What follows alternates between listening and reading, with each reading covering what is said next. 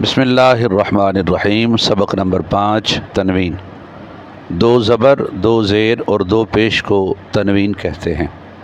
تنوین نون ساکن ہوتا ہے جو کلمہ کے آخر میں آتا ہے، اس لیے تنوین کی آواز نون ساکن کی طرح ہوتی ہے، جیسے حمزہ دو زبر ان یا حمزہ زبر نون ان۔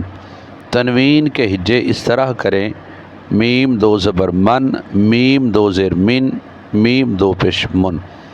زبر کی تنوین کے بعد کہیں الف اور کہیں یا لکھا جاتا ہے، ہجے کرتے وقت اس کا نام نہ لیں۔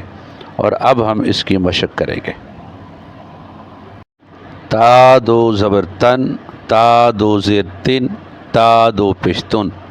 تا دو زبر تن، تا دو زیر تن، تا دو پیش تن۔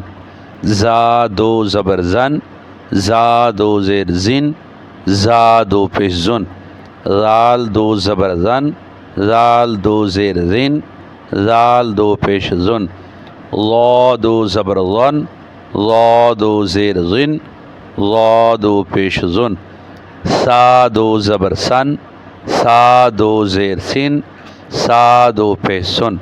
اسی طرح ساری تختی کی مشق کریں۔